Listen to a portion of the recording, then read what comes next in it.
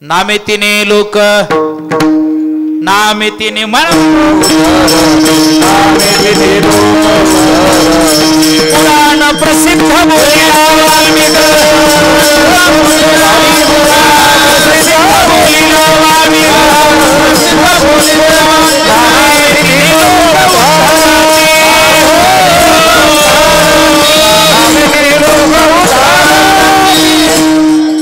पुराण प्रसिद्ध बोलिला पुराण प्रसिद्ध. किती पुराणात वर्णन आहे. तुलसीदासजींनी तर काय म्हणले त्यांना, सीताराम गुणग्राम पुण्यारण्य विहारिणो वंदे विशुद्ध विज्ञानो कवीश्वर कपीश्वर. कवीश्वर म्हटले, कवींचे ईश्वर आहेत महर्षी वाल्मिक. एवढ्या पापी अवस्थेतून राम अवतार होण्याच्या आधी शतकोटी रामायण लिहिलं. आणि एवढंच नाही महिमा, क्रौंच पक्षाचा मैथून बघून त्याला बाण मारला एका शिकाऱ्यानं आणि तिथून सुरुवात झालंय. मा निशात प्रतिष्ठात्वम आगमा गच्छती शाश्वती समाहा. इथून बोलणं सुरू झालं रामायणाचं. सहज वाणी बदले आणि रामायणासारखं महाकाव्य निर्माण झालं. हे आदिकवी महर्षी वाल्मिकांचा एवढा उद्धार केवळ नामाने झाला. अहो वाया गेलं कोण? नाम घेता वाया गेला. सांगा कोणी? कुणीच वाया गेलं नाही. आणि ही विनवणी तुकोबारांनी सामान्य माणसाला केली नाही. ज्याला काही कळतच नाही त्याला काय विचारावं? जे महात्मे आहेत त्यांना विचारल्या अभंगाच्या दुसऱ्या चरणामध्ये महाराज सांगावीन मी तो तुम्हाती, सांगावीन मी तो तुम्हासी, सांगावीन मी तो तुम्हासी, सांगावीन मी तो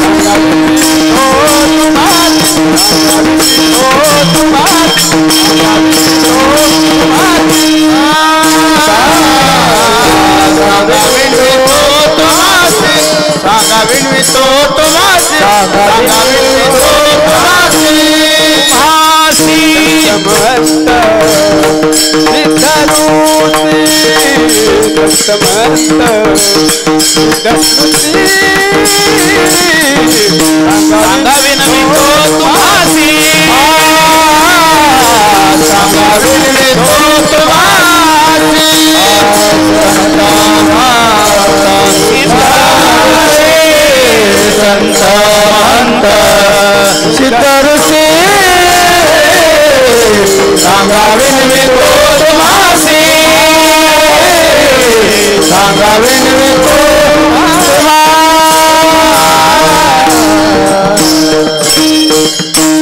या ठिकाणी 4 शब्दांचा प्रयोग आहे. संत, महंत, सिद्ध आणि ऋषी. संतांना विनंती आहे, मी विनंती करतोय कारण नामाची महिमा खरी यांना कळालेली आहे.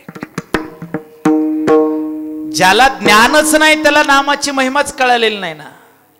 संतांना नामाची महिमा माहिती आहे म्हणून त्यांना विचारलं, नाम घेऊन कुणी वाया गेले का सांगा. महंतांना विचारलं.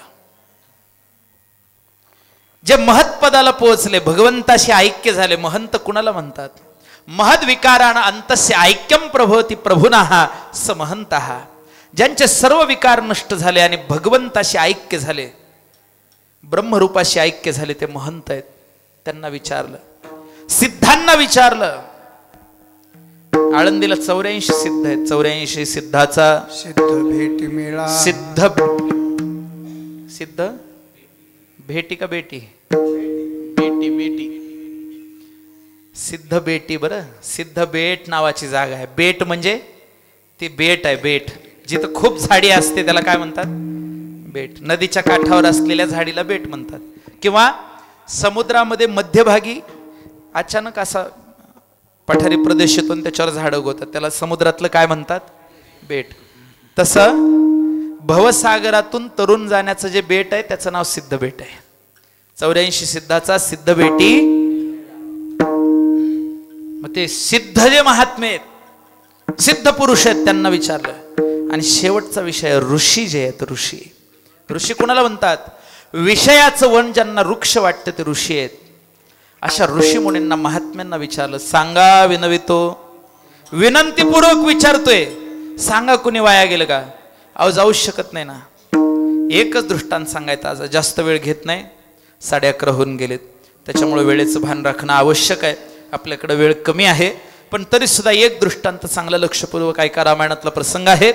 भगवान श्रीरामचंद्र सर्व वानर सैन्याला घेऊन जेव्हा दक्षिण दिशेला प्रयाण करतात, प्रस्थान करतात, संपूर्ण गोलांगुल सोबत आहे. कुठं आले? समुद्राच्या काठावर. समुद्राच्या काठावर योगिनीचं दर्शन झालं वगैरे. पुढे आलेत, समुद्राच्या तीरावर आलेत, वाळवंटात, समुद्राच्या वाळवंटात आलेत. भारताच्या टोकाशी लंका खूप दूर आहे अजून. आणि सीतेला रावण लंकेला घेऊन गेलाय.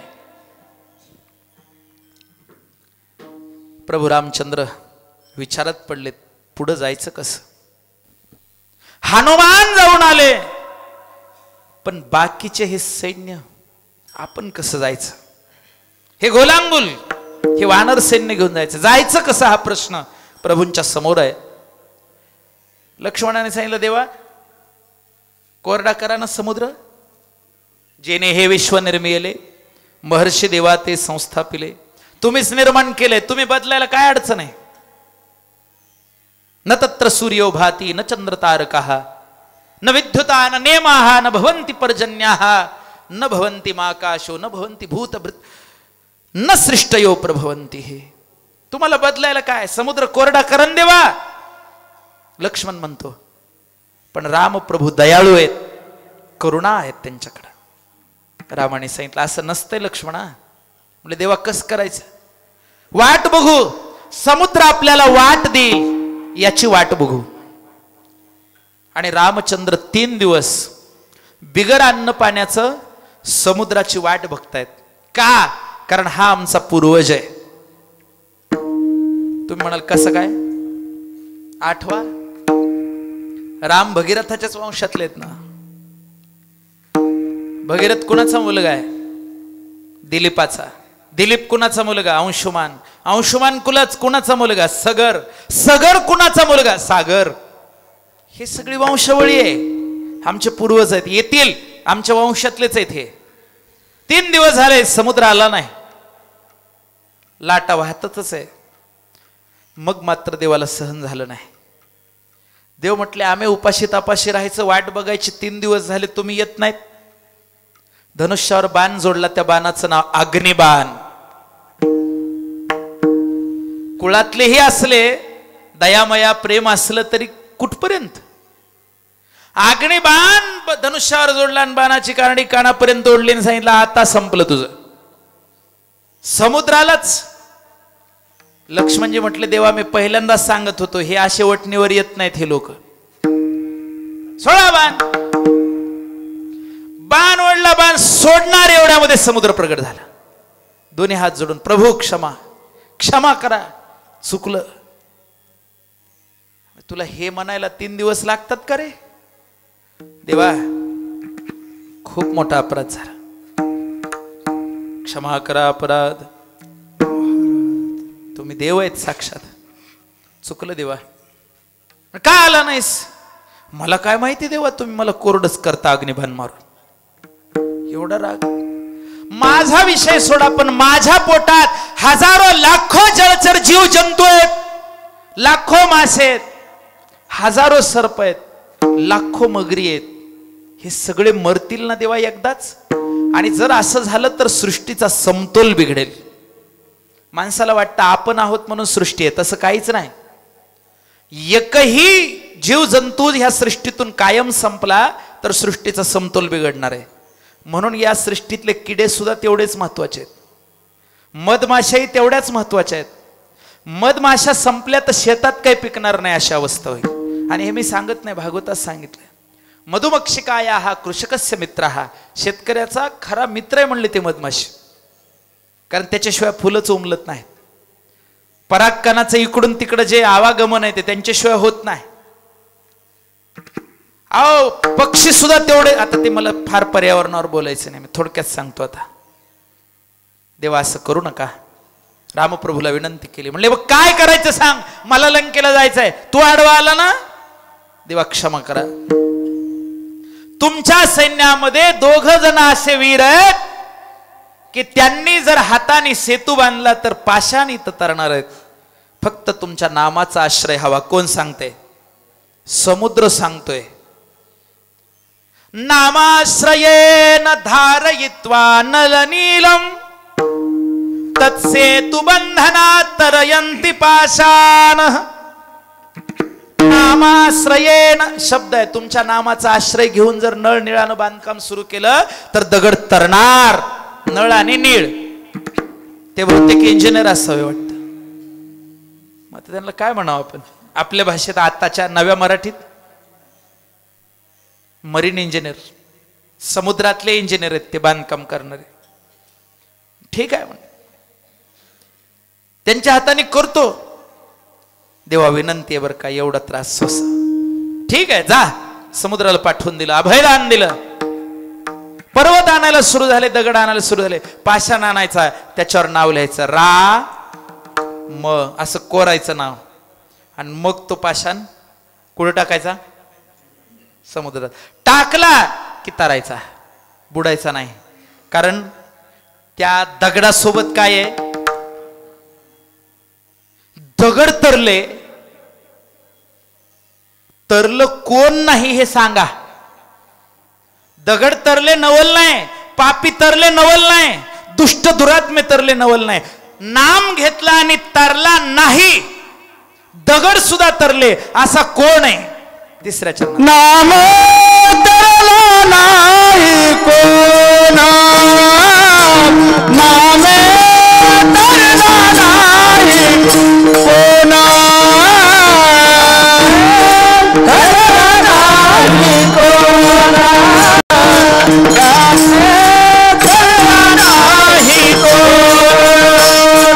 आईचा देव निवडून, आईचा देव निवडून, आईचा देव निवडून, सांगा विनवितो तुम्हासी, सांगा विनवितो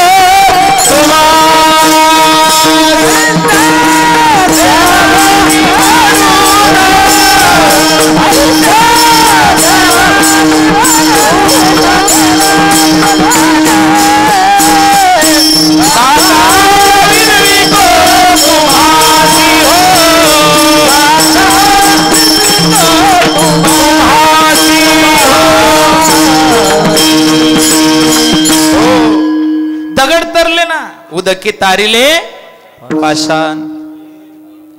हे महिमान नामाचे. दगडावर पाषाण, त्या पाण्यावर पाषाण तरले. आता पाषाण ही घन वस्तू आहे, बुडणार हा नियम आहे. पण राम नामाचा आश्रय घेतला की दगड सुद्धा तरले. नामे तरला नाही कोण, ऐसा द्यावा. जर दगड तरू शकतो, दगड सजीव का निर्जीव? आपण सजीव का निर्जीव? हा सध्या तरी आता आहे की नाही?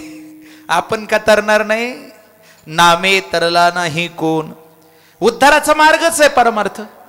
किती तुम्ही हे बघा, पापाला लाख मार्ग आहेत, पण पापातून मुक्त व्हायचा मार्ग हाच. देवाकडे आल्याशिवाय, देवाचं नाम घेतल्याशिवाय उद्धार. मग ते सेतू बांधते वेळेस प्रभू रामचंद्राला विचार आला मनात. त्यांना वाटलं माझं नाव टाकलं की दगड तरतो. समजा आपणच जर टाकला तर तरल का? भगवंताच्या मनात आलं. पण म्हटले सगळ्या समोर टाकण्यापेक्षा काही काही प्रयोग आपले आपण करी जावे आधी एकट्यानंच. जसं गायन करायचे समजा, तर आधी घरी 4दा 2दा चाल बसल्या का बघत जावं. डायरेक्ट येऊन स्पीकरवर म्हणी जाऊन, नामे तरला नाही कोण, नामे तरला. आधी घरी म्हण ना थोडं, नाही तर माझ्यासारखं होते. मग येणार जायना म्हणल्याशिवाय राहिना. अरे आधी शिक ना बाबा, प्रॅक्टिस कर. घरी काय करतोय? काय काय माणसाला सवय आधी हरिपाठ म्हणायचा नाही, स्पीकर येऊन म्हणायचा, मग ह्याचं ज्ञानदेव म्हणे त्या अभंगाला, त्याचं ज्ञानदेव म्हणे ह्या अभंगाला. अरे असं कसं करतो? आधी घरी माणसांना सरावच नको वाटायला. समजा कुस्तीच्या फडात उतरायचे, डायरेक्ट लंगोट लावले गेले हाबूक ठोकून जमते का? तालीम कशाला काढली? अभ्यास कशाला काढला? सराव कशाला? अहो शाळेत सुद्धा मुख्य परीक्षा अगोदर का सराव परीक्षा अगोदर? घटक चाचण्या अगोदर का वार्षिक अगोदर? ते सगळं करूनच पुन्हा आहे की नाही? मग तसा आधी सराव, देव म्हणले आधी सराव करू. पण सराव हा एकट्याने करायचा असतो. सगळ्या समोर येऊन म्हणायचं, पुन्हा म्हणायचं तयार झाल्यावर. एकट्यानं घरीच म्हणायचं ना मी तरला नाही कोण, ना मी तरला, हे घरी म्हणायचे. भगवंत गेले एकांतामध्ये, एक दगड उचलला असा एवढा, लय मोठा बी नको म्हणले. मोठ्याली लवकर ओळख लागत नाही, बारक्याची लवकर ओळख होत्या. खरंच बघा तुम्ही, मोठ्यांच्या ओळखी करून घ्यायला जा, भलं ठेसा लागतं दगडाची. बरं एवढा दगड उचलला, असा उचलला आणि समुद्रात टाकला. टाकल्याबरोबर आवाज आला, डुबुक. नाही असं डुबुक वाजवा की असं.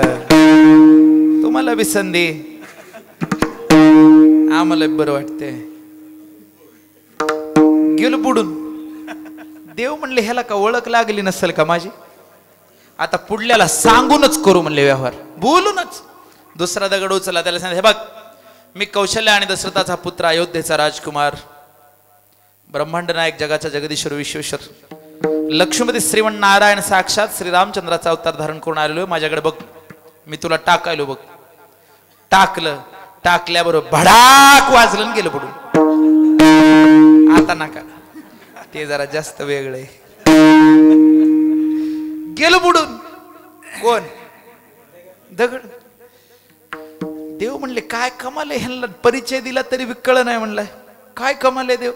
देवाने तिसरा दगड उचलला. देवाने बोललं, हे बघ मी श्रीरामचंद्र भगवान आहे, लक्ष दे बरं का, आता त्या पहिल्यासारखं करशील. टाकलं, टाकल्यावर बुडुक बुडलं. देव म्हणले ह्याला काही कळत नाही, जाणून बुजून दगड हो, दगडायला काही कळत असतोय? दगड ते म्हणजे काय खरं नाही ह्यांचं. आणि देव असे माग वळले, तेवढ्यात हनुमानजी मागवे, जय श्रीराम. म्हणले तू बघितलास का? कधी आलास? पहिला उचलायला वाकला तेव्हापासून मागच उभा आहे म्हणले. अरे अरे अरे अरे काय कमाल झाली रे हनुमंता. बरं म्हणले जाऊ दे, हे बघ तू माझ्या अति जवळचा आहेस, अति प्रिय आहेस, तुम मम प्रिय भरत सम भाई. वा वा. ऐक ना, ऐक ना, काम पडल्यावर बोलावं लागतं हो, प्रेमानं. हातात हात घेतला. हनुमंता ऐक बरं बाळा, कुणाला म्हण नको बरं का. देवा अजिबात म्हणत नाही म्हणले. बरं हनुमंत मला एक म्हणायचंय, माझं नाव टाकलं की दगड तरतो आणि मी दगड टाकला की बुडतो, हे कस काय? हनुमानजी म्हणले त्याच्यातच उत्तर आहे देवा, तुमच्या शब्दातच उत्तर आहे. कसं म्हणले? ते काय अवघड आहे, तुम्ही ज्याला टाकून दिलं तो तरणार कसा? तुमचं नाव ज्याच्यावर टाकलं त्याच्या सोबत तुम्ही आहात, ज्याच्या सोबत तुम्ही आहात तो तरणार आहे, ज्याला तुम्ही टाकून दिलं तो, म्हणून तुम्ही टाकून दिलेला बुडाला. पण ज्याच्या सोबत तुमचं नाम आहे त्याच्या सोबत तुम्ही आहात, तुझ्या नामाचा महिमा तुझं नकळे मेघश्यामा. देवा हे नाम तुमचं किती महान आहे ह्याचा अनुभव आम्हा भक्तांना आहे. हे हनुमानजींची ग्वाही आहे, अजून काय ग्वाही द्यायची? आणि असं हे नाम कुणाला तारणार नाही, सगळ्याला तारणार आहे. सांगा विनवितो तुम्हासी. आणि फार मोठ्यांशी हा संवाद आहे, संत महात्म्यांशी संवाद आहे. म्हणून शेवटी एक विचार पडतो, श्रेष्ठांना बोलत असताना आदब पाहिजे. श्रेष्ठांना बोलत असताना व्यवहार येताच नाही तर आपली उद्दामता कुठे येऊ नये याचीही काळजी घेतली पाहिजे. विठोबार कुमारी कुमार कुमारी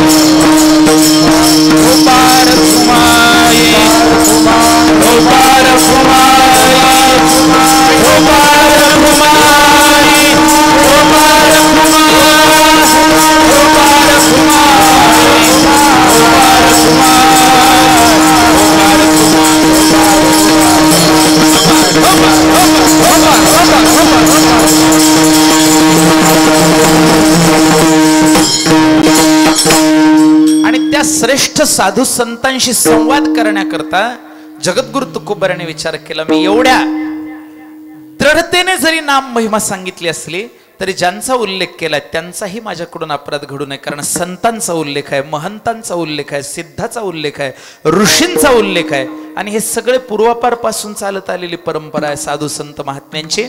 त्या सगळ्या परंपरेला तुकोबाराय म्हटले, मी जे हे काही एवढ्या दृढतेनं एवढ्या ताकदीनं बोललो, हे ताकदीनं जरी बोलत असलेलो दिसलो तरी हे लढिवाळपणाचं बोलणं आहे. तुमची माझी जवळीक आहे, तुमचं माझं प्रेम आहे म्हणून मी बोललो. तरीही जर काही एखादा शब्द गेला असला तर मी क्षमा मागतो शेवटच्या सलगीच्या उत्तरा आमचे स्वरविज्ञ हरिभक्तीपरायण बाळकृष्णजी तांबेकर महाराज गेनले बुवा, आमचे तालरत्न हरिभक्तीपरायण आदरणीय अशोक महाराजजी तांबेकर अण्णा, तसंच आळंदीकर भजनी मंडळ, विशेष करून ज्यांचं कौतुक असे हे सर्व नवतरुण युवक भजनी मंडळ, इकडचे सगळे युवक भजनी मंडळ यांचं विशेष कौतुक. बाकी परिसरातून आलेल्या सगळ्या भजनी मंडळाचा आदर. आयोजक मंडळाने बोलवलं याबद्दल आभारी आहे, धन्यवाद. झालेली सेवा भगवान बाबा आणि तांबेश्वराच्या चरणी समर्पित. वाणीला विराम तुम्हा सर्वांचा दास सेवक आणि पाईक म्हणून. ते इथं माझे जोरले पाईक पण ज्ञानेश्वर